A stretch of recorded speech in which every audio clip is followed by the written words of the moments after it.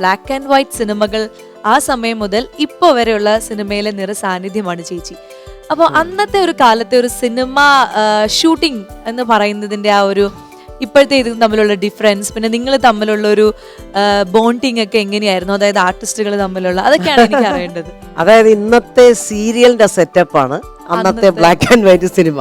കാരണം രാവിലെ ഇതുപോലെ 7 മണിക്ക് തുടങ്ങുന്നു, പിന്നെ രാത്രി ചിലപ്പോ 2 മണി മുതൽ 2 മണി വരെയൊക്കെ ഉണ്ടാവും ഷൂട്ട്.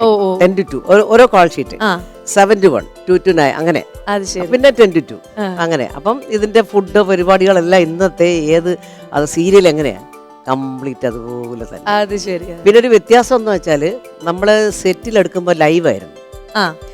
അപ്പൊ നമ്മളെ രാവിലെ 5:30 മണിക്ക് കൊണ്ടുവരും, സ്റ്റുഡിയോയിലേക്ക് കൊണ്ടുവരും. മേക്കപ്പ് ഒക്കെ ഇട്ടോണ്ടിരിക്കുമ്പോ തന്നെ നമ്മളെ ഡയലോഗ് പഠിപ്പിക്കും. അത് ശരി, സീന്റെ കാര്യമൊക്കെ പറഞ്ഞു തരും. പ്രോംപ്റ്റിംഗ് ഒന്നും അന്നില്ല. പ്രോംപ്റ്റിംഗ് ഇല്ല.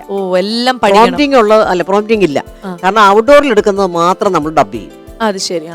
പക്ഷെ അങ്ങനെ പ്രോംപ്റ്റിംഗ് ഇല്ലാതെ ഉള്ളതാണ് ഒന്നുകൂടെ നല്ലതെന്ന് എനിക്ക് തോന്നുന്നു. അതെ അതെ, അത് ശരിയാണ്. നമുക്ക് കുറെ കൂടി റിയൽ ആയിട്ടുള്ള കാര്യങ്ങൾ, അപ്പപ്പോ വരുന്ന കാര്യങ്ങളൊക്കെ ചെയ്യാം. മറ്റേ നമ്മൾ കൂടുതൽ ഈ പ്രോംപ്റ്റിംഗിൽ ഒരു ശ്രദ്ധ കൊടുത്തു പോകും അറിയാതെ. അതെ അതെ, കുറ്റം പറയാൻ പറ്റില്ലല്ലോ. അതെ അതെ, അതിലെന്താന്ന് വെച്ചാല് ഒന്നുകൂടെ ലൈവാ നമ്മൾ.